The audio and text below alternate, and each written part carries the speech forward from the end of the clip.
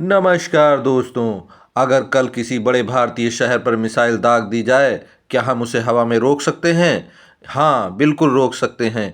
किंतु आज हम एक ऐसे डोम आयरन शील्ड के बारे में बात करने जा रहे हैं जिसे इजरायल भारत की दोस्ती के कारण इजरायल भारत को ट्रांसफ़र कर रहा है। आइए हम जानते हैं कि यह किस प्रकार से भारत की रक्षा करेगा और इसके क्या बहुआयामी परिणाम होंगे और ये किस प्रकार से हमारी मदद करेगा।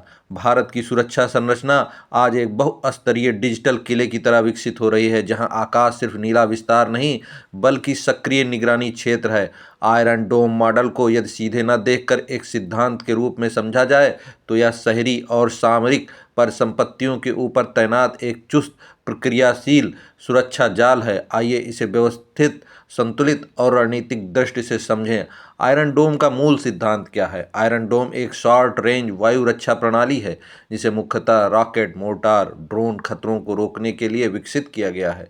इसकी संरचना के 3 स्तंभ पर खड़े हैं: रडार पहचान, battle management system. Interceptor missile या हर आने वाले प्रक्षेप को नहीं मारता बल्कि केवल उन्हीं को इंटरसेप्ट करता है जो आबादी या संवेदनशील क्षेत्रों की ओर बढ़ रहे होते हैं। यही इसकी लागत प्रभावशीलता का रहस्य है। भारत का सुरक्षा संदर्भ क्या है? भारत का भूगोल जटिल है।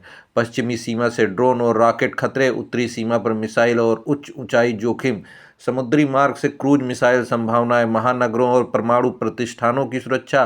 भारत पहले से ही बहुस्तरीय ढांचा रखता है। S-400 जिसे हमने रसिया से खरीदा है और आकाश तीर जो कि हमारी स्वदेशी प्रणाली है, बाहरी खतरों और मिसाइलों से निपटने के लिए। इस बीच एक शॉर्ट रेंज, तेज प्रतिक्रियाशील परत जोड़ना रणनीतिक दृष्टि से स्वाभाविक विस्तार माना जा रहा है। सफलता दर: खुले स्रोतों के अनुसार आयरन डोम की इंटरसेप्शन दर 85% से 90% तक बताई जाती है। इसका अर्थ है 100 खतरों में लगभग 85 से 90 को रोका जा सकता है।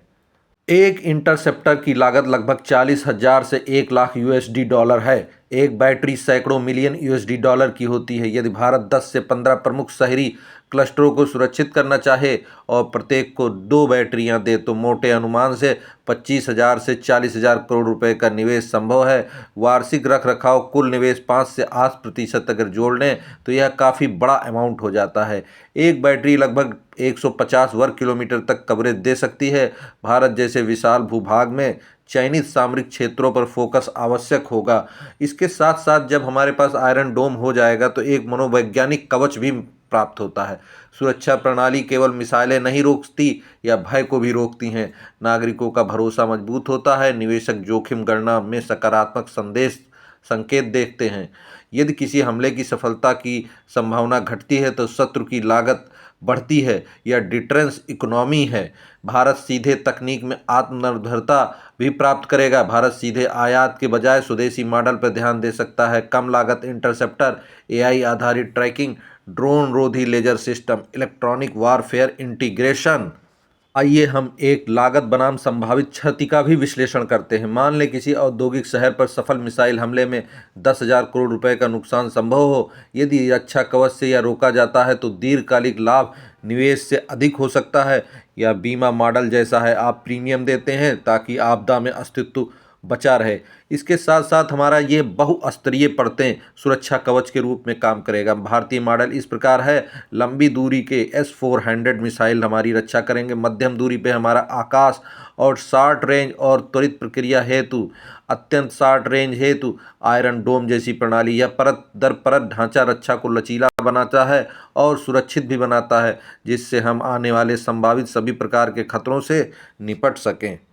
हमें अपने शहर आधारित प्राथमिकता मॉडल बनाने पड़ेंगे क्योंकि भारत एक विशाल भूभाग है। पूरे भूभाग की रक्षा के लिए बहुत अधिक धन की आवश्यकता होगी। अतः हमें अपने प्रमुख और संभावित शहरों, जिनमें हमारे स्ट्रेटजिक लोकेशंस हैं, उनको जो है सुरक्षित बनाना चाहिए। इनमें पहले दिल्ली, मुंबई, बेंगलुरु, हैदराबाद और अहमदाबाद है। इनके लिए 10 से 15 बैटरियां और 25,000 से 40,000 करोड़ निवेश है। 20 वर्ष की ये रणनीतिक योजना है।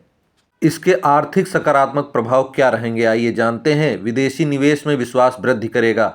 औद्योगिक कॉरिडोर की निरंतरता बनी रहेगी। रक्षा उद्योग में रोजगार बढ़ेगा। इसके जोखिम भी हैं। उच्च प्रारंभिक लागत है, काफ़ी अधिक पैसा प्रारंभिक अवस्था में ही इन्वेस्टमेंट करना पड़ता है। साइबर हमलों का खतरा, इनमें साइबर जो सॉफ्टवेयर लगे हैं उसके द्वारा इसे डिसेबल्ड किया जा सकता है, निष्क्रिय किया जा सकता है। ये एक बहुत बड़ा जोखिम है। आज पूरा विश्व साइबर अटैक के खतरों से जूझ रहा है। इसके अतिरिक्त ओवर सेचुरेशन हमलों का जोखिम भी है, जैसा कि हमने इजराइल में ईरान और हिजबुल्लाह के द्वारा देखा गया कि उन्होंने जो कम पावर की, कम पैसे की मिसाइलें और विभिन्न प्रकार के धोखे वाले रॉकेट दाग करके एकदम इसे पूरी तरीके से ओवर सेचुरेटेड कर दिया था और जाम कर दिया था। ये एक बहुत बड़ा खतरा इसके साथ आयरन डोम के साथ जुड़ा हुआ है। आइए जानते हैं कि इसके भू राजनीतिक आयाम क्या होंगे। यदि भारत इस मॉडल को अपनाता है, रक्षा साझेदारी गहरी होगी। इससे जो है हमारे उनके बीच में ज़्यादा मित्रवत व्यवहार और चीज़ों का ट्रांसफ़र होगा। तकनीक हस्तांतरण की वार्ता आवश्यक होगी, क्योंकि ऐसा लग रहा है कि तकनीक ट्रांसफ़र ऑफ टेक्नोलॉजी भी किया जाएगा। क्षेत्रीय शक्ति संतुलन प्रभावित हो सकता है, इससे हम शक्तिशाली होंगे और चीन और पाकिस्तान को माकूल जवाब देने के लिए हम अपने आप को सुरक्षित और मनोवैज्ञानिक रूप से तैयार रखेंगे। भारत का दृष्टिकोण संतुलित और आत्मनिर्भर केंद्रित होना ही चाहिए। इसके दीर्घकालिक प्रभाव भी क्या हैं, आइए इन पर भी नज़र डालते हैं। यदि बहुस्तरीय वायु सुरक्षा पूरी तरह लागू होगी, शहरी युद्ध की लागत बढ़ेगी, नागरिक सुरक्षा मजबूत होगी, निरोधक क्षमता भी परिष्कृत होगी। आकाश अब केवल मौसम का क्षेत्र नहीं रहेगा, बल्कि रणनीतिक प्रबंधन का भी सक्रिय क्षेत्र बन जाएगा। आइए देखते हैं इस आयरन डोम के आने से क्या हमारा निष्कर्ष पूर्णतया निकलेगा, क्या निचोड़ है। मात्रात्मक दृष्टि से यह निवेश भारी है, गुणात्मक दृष्टि से सुरक्षा विश्वास का स्तंभ है, जिससे लोगों में विश्वास जगेगा और निवेश आएगा। विश्लेषणात्मक दृष्टि से यह तभी सार्थक होगा जब स्वदेशी तकनीक एकीकृत हो जाएगी, लागत लाभ पारदर्शी हो और दीर्घकालिक रक्षा बजट स्पष्ट हो। भारत के लिए यह प्रश्न केवल क्या खरीद का नहीं है, बल्कि कैसी सुरक्षा पारिस्थितिक तंत्र बनाएं, इस पर भी हमें सोचना है। यदि सीमाएं शरीर हैं तो शहर उसके मस्तिष्क और हृदय हैं। आधुनिक वायु रक्षा उस मस्तिष्क के ऊपर तैनात सतर्क प्रहरी की तरह है, जो खतरे को जमीन छूने से पहले ही निष्प्रभावी कर दे। यदि आप इस बात से हमारे सहमत हैं तो हमें कमेंट के रूप में बताएं कि हम कहां तक इस संधि और इस जो ट्रांसफ़र ऑफ टेक्नोलॉजी और आयरन डोम जो आ रहा है, ये हमारे देश के लिए कितना उपयोगी होगा।